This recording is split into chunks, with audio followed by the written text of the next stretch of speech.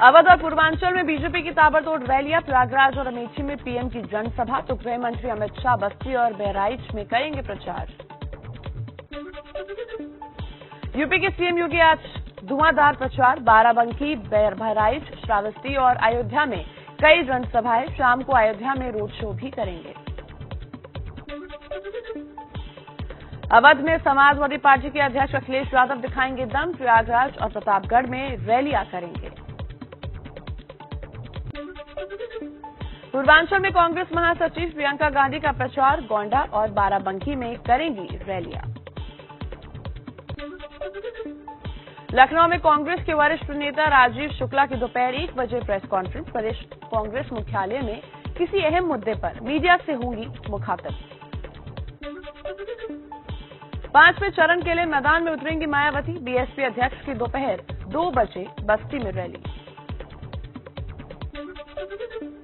UP के चुनाव प्रचार में ठाकरे परिवार की एंट्री, सिद्धार्थनगर और प्रयागराज आदित्य ठाकरे आज करेंगे जनसभा, संजय राउत भी मौजूद रहेंगे। महाराष्ट्र मंत्री नवाब मलिक की गिरफ्तारी पर सियासी घमासान, महाविकास अघाड़ी के नेता आज मंत्रालय के बाहर करेंगे प्रदर्शन। इस्तीफा उनका नहीं दिया जाएगा क्योंकि उन्होंने कोई भी गलत काम नहीं किया है। कानून की लड़ाई है और राजनीतिक लड़ाई भी है, दो लड़ाई है, हम लड़े। गिरफ्तारी के बाद मंत्री नवाब मलिक के इस्तीफे की मांग तेज, बीजेपी नवाब मलिक के इस्तीफे की मांग को लेकर आज सड़कों पर उतरेगी।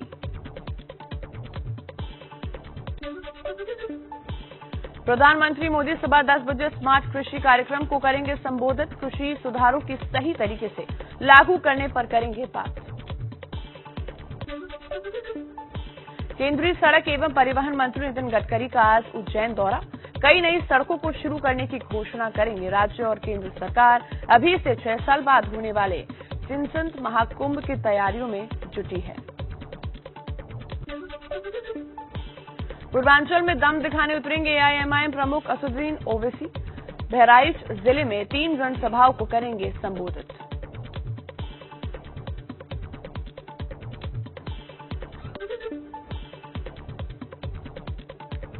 दाऊद कनेक्शन में गिरफ्तार महाराष्ट्र के मंत्री नवाब मलिक की ईडी दफ्तर में कटी रात, 8 दिन की रिमांड पर लेकर ईडी कर रही है पूछताछ। ईडी दफ्तर के बाहर सीआरपीएफ की तैनाती, कानूनी लड़ाई लड़ेगा परिवार, बीजेपी ने हम कुछ नहीं है, अब साहब अंदर है, साहब अंदर से ताकत देंगे, हम बाहर से लड़ते रहेंगे। लीगल लड़ाई है, बैटल है, उसको लड़ेंगे। लेकिन अगर कोई देश के दुश्मन के साथ सौदा करता है और सारा रिकॉर्ड पर है और ऐसा रिकॉर्ड पर सौदा होता है।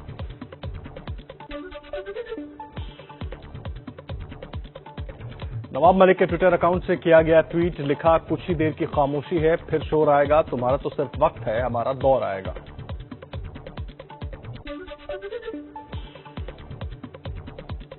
नवाब मलिक ने कोर्ट में कहा, मुझे घर से जबरन हिरासत में लिया गया, फिर समन पर हस्ताक्षर करवाया गया, डरेंगे नहीं, हम लड़ेंगे और जीतेंगे।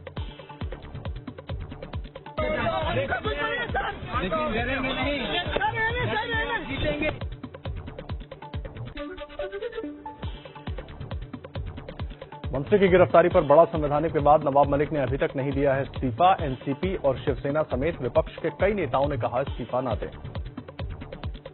इस्तीफा उनका नहीं दिया जाएगा क्योंकि उन्होंने कोई भी गलत काम नहीं किया है।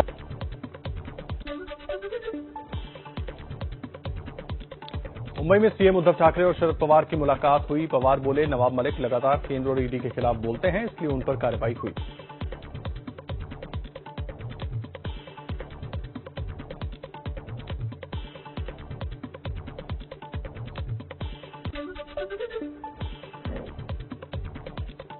ममता बनर्जी समेत कई विपक्षी नेताओं ने शरद पवार से फोन पर बात की, नवाब मलिक का इस्तीफा न लेने को कहा।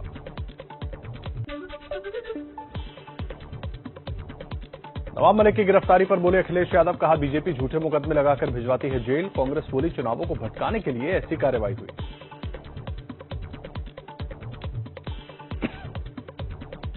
भारतीय जनता पार्टी जिस समय घबराती है इस तरह की एजेंसियों को सामने ला करके लोगों को अपमानित करती है, झूठे मुकदमे लगा करके जेल भेजती है। ये इलेक्शन के दौरान इलेक्शन को मैनिपुलेट करने के लिए, वोटर्स को पोलराइज करने के लिए इस तरह के हथकंडे अपनाते हैं।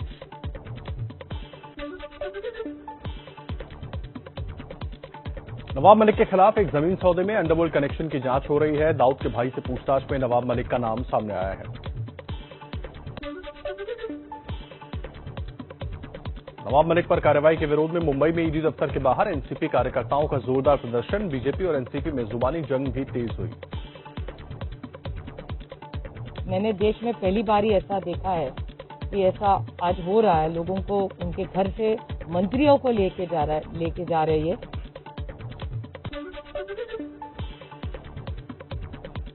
नवाब मलिक की गिरफ्तारी पर बीजेपी ने मनाया जश्न। नवाब मलिक पर आरोप लगाने वाले बीजेपी नेता मोहित कंबोज के घर तलवार लहराई गई, पटाखे फोड़े गए।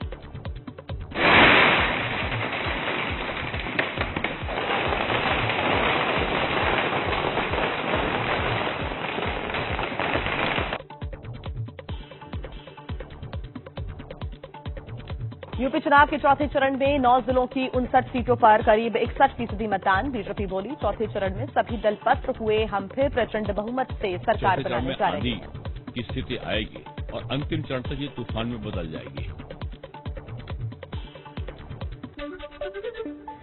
एसपी अध्यक्ष अखिलेश यादव ने कहा ये चुनाव जनता लड़ रही है, बीजेपी का सफाया होगा। मायावती बोली दलित मुस्लिम हर तबका हमारे साथ, नतीजे बताएंगे कौन कितने पानी में है। अगर ये जनसैलाब देख लें, भारतीय जनता पार्टी के नेता कार्यकर्ता अदृश्य हो जाएंगे। वक्त बताएगा, जब रिजल्ट आएगा तो मालूम पड़ जाएगा कि कौन कितना पानी में है। अखिलेश यादव की तरफ से चुनावी रैली में कथित तौर पर बुद्ध प्रतिमा न लेने पर प्रधानमंत्री मोदी ने साधा निशाना, कहा यह दलितों का है अपमान। उनको भगवान बुद्ध की प्रतिमा लेने का तो मन नहीं करता है, लेकिन चांदी का मुकुट देखा तो मुंह में पानी छूट गया। ये गौर परिवारवादी किस तरह दलितों का अपमान करते हैं। यूपी के बाराबंकी की रैली में अखिलेश पर मोदी का पलटवार, कहा मेरा परिवार नहीं तो क्या, जनता मेरा परिवार है। अखिलेश ने साधा था बिना परिवार वाला निशाना। पूरा हिंदुस्तान हमारा परिवार है, पूरा उत्तर प्रदेश मेरा परिवार है, आप सब मेरे परिवार के हैं। उत्तर प्रदेश के अगले चरणों में प्रचार के लिए मोदी ने योगी पर दिया नया नारा, बोले आएंगे तो योगी ही। यूपी कह रहा है आएंगे तो योगी ही, आएंगे तो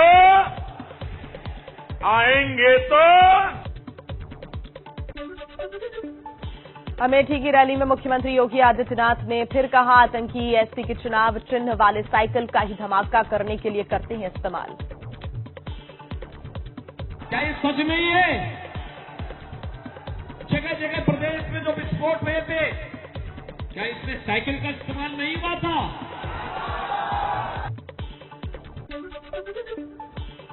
समाजवादी पार्टी अध्यक्ष अखिलेश यादव बोले सीएम योगी ने 11 मार्च के लिए गोरखपुर लौटने का टिकट बुक कराया है। बीजेपी उठक बैठक लगाएगी, तब भी किसान नहीं देंगे वोट। भारतीय जनता पार्टी के प्रत्याशी कान पकड़ करके 700 बार भी उठक बैठक लगाएंगे, तब भी उत्तर प्रदेश का किसान उन्हें माफ करने वाला नहीं है। इस चुनाव में उनको साफ कर देगा। बीजेपी सांसद रीता बहुगुणा के बेटे मयंक को अखिलेश यादव ने समाजवादी पार्टी के साथ बताया। अखिलेश से हुई थी मयंक की मुलाकात।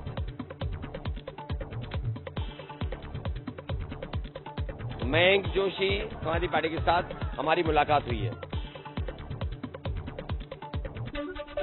प्रियंका गांधी का बीजेपी पर निशाना, कहा 1 से 2 हजार रुपए या राशन की बोरी देने से क्या होगा। वो नहीं चाहते हैं कि आप आत्मनिर्भर हों, जब तक आप कमजोर रहेंगे तब तक वो आपका इस्तेमाल करेंगे।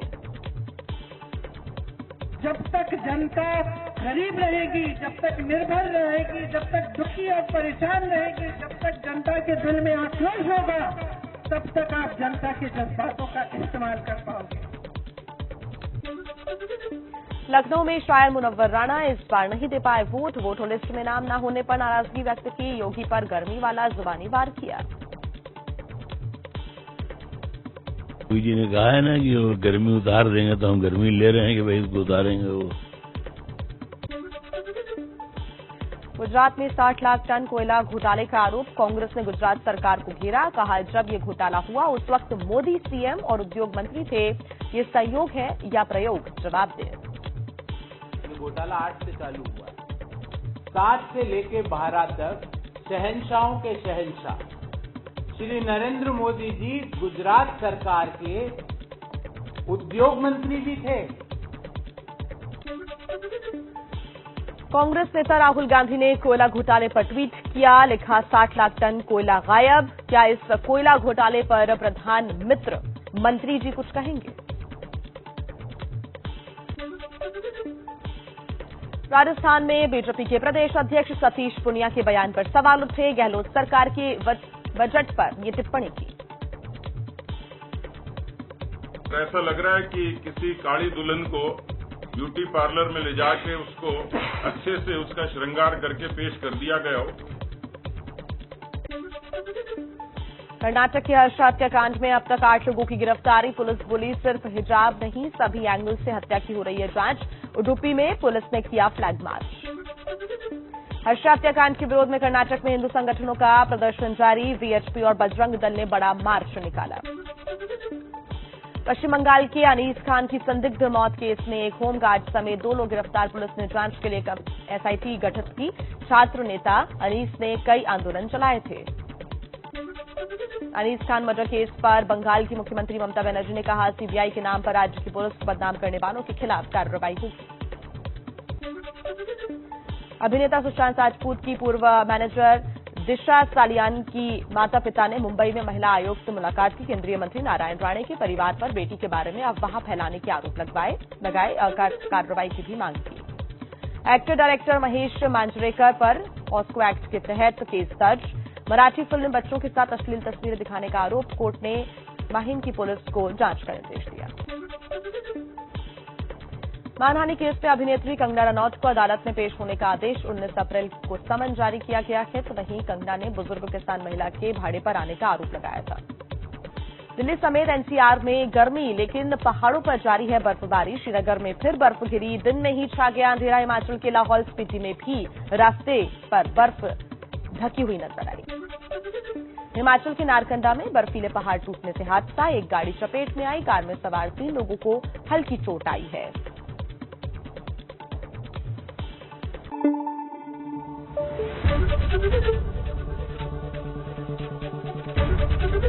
एबीपी न्यूज आपको रखे आगे।